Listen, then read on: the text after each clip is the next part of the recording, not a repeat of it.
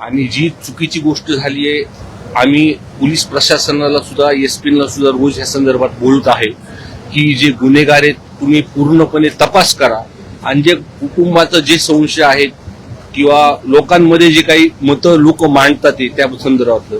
आणि मला वाटतं मी बजरंग बाप्पाची पण बाईट काल त्यांची बघितली, सरळपणे सांगितलं त्यांचा जरी मुलगा असला तर तुम्ही त्याबद्दल तपास करा आणि योग्य ती कारवाई करा. पुन्हा एकदा मराठा विरुद्ध वंजारा ही सगळी लढाई जी आहे ती सुरू झालेली आहे का? कारण की संतोष देशमुख हत्या प्रकरणानंतर मराठा विरुद्ध वंजारा अशी जी एक सुप्त लढाई होती ती सुरू झालेली आहे. आता मात्र वंजारा समाजाच्या एका व्यक्तीचा खून होतं, त्याचा आरोप जो आहे तो बजरंग बाप्पांवरती लावला जातो सगळं. हे बघा, मी जी काही मला जी माहिती जी मला भेटली ते मित्रच होते. मित्रांना हा वाचवायला भुले तिथं गेला आणि त्याच्यातून हा खून झाला. आणि काय होतं, एखादा खून झाल्यानंतर जो गुन्हेगार असतो त्याला जात नसते आणि नेहमी अशा काही गोष्टी जेव्हा होतात तेव्हा जिल्ह्याचं चित्र बाहेर जातं. पण एकमेकाला आम्ही सगळे सांभाळून चालणार लोक आणि पोलीस यंत्रणा त्याच्यात तपास करते. एसपी साहेब मी त्यांनाही बोललो, त्याच्यामध्ये प्रामाणिकपणे तपास आहे. जे कोणी गुन्हेगार असतील ह्याच्यामध्ये समजा सीडीआर असतील, लोकेशन त्यांचे सापडले असतील तर निश्चितपणे त्याच्यावर कारवाई होणार. पण असं कळतंय की जे विरोधी पक्ष आहे किंवा राष्ट्रवादीच्या आणखी एक जे व्यक्ती आहेत ते या संपूर्ण प्रकरणामध्ये पोलिसांवर दबाव आणतायत आणि बजरंग बाप्पा सोनावणे यांच्या मुलाचं नाव त्यामध्ये टाकलं जावं यासाठी दबाव पोलिसांवर तयार करतात. हे बघा, तुम्ही जर बजरंग बाप्पाचं जर बघितलं जे काही आरोप झाले, जे काही मीडियावरती येत आहेत, तर बजरंग बाप्पा मला असं वाटतं पळून गेले नाही.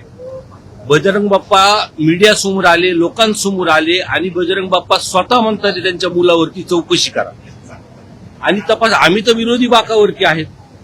सरकारमध्ये समोरचे लोक जे काही बोलत असतील तिथं त्यांनी पूर्णपणे तपास, एसआयटी लावा, सीआयडी लावा, तपास त्याचा पूर्ण करा आणि जे आरोपी असतील त्यांच्यावरती गुन्हे दाखल. संदीप क्षीरसागर केवळ एका खून प्रकरणावर बोलतायत, केवळ केजमधल्या प्रकरणावर बोलतायत. परळीमध्ये ज्या पद्धतीने गुन्हा घडलेला आहे, खून झालेला आहे, अशा पद्धतीचा खून बीडमध्ये देखील झालेला आहे. ही खुनाच्या मालिका 3 दिवसात होतात, केवळ एका खुनाच्या प्रकरणावर तुम्ही बोलताय. मी तुम्हाला परळीमध्ये पण जे काही प्रकरण मुंडे कुटुंबाचं झालं होतं, तुम्हाला जर आठवत असेल की सुप्रियाताई जेव्हा मसाजोगला तिथं भेटायला आले होते तेव्हा मीच त्यांना तिथं घेऊन गेलो. तुमचा असा काहीतरी गैरसमज आहे. काल सुद्धा माझी तब्येत ठीक नव्हती. आज त्याच्यामुळे मी सभागृहात आल्या आल्या मीडियाच्या लोकांनी विचारलं की या संदर्भात तुम्ही बोलणार आहेत का, आणि निश्चितपणे जे घुले कुटुंब आहे त्याला न्याय देण्यासाठी कुठं जरी अडचण आली तर आम्ही रस्त्यावर उतरू. परंतु या सगळ्या प्रकरणामध्ये काल सभागृहात धनंजय मुंडे आवाज उचलताना पाहायला मिळतात. धनंजय मुंडे कुठेतरी सुडापोटी हे सगळं करतात का? कारण की ज्या पद्धतीने त्यांना मसाजोगच्या प्रकरणात गुंतवलं गेलं त्याच पद्धतीने आता या प्रकरणात धनंजय मुंडेंची भूमिका सुडाची आहे का? हे बघा, त्यांनी काय बोललेत मी आतापर्यंत बघितलं नाही. त्यांचं बोलणं ऐकल्यानंतर या विषयावर बोलेल. पण जो काही तपास होतो, मागच्या वेळेस पण एक प्रकरण माझ्या अवतीभोवती आलं होतं पवार कोचिंग क्लासेस संदर्भात.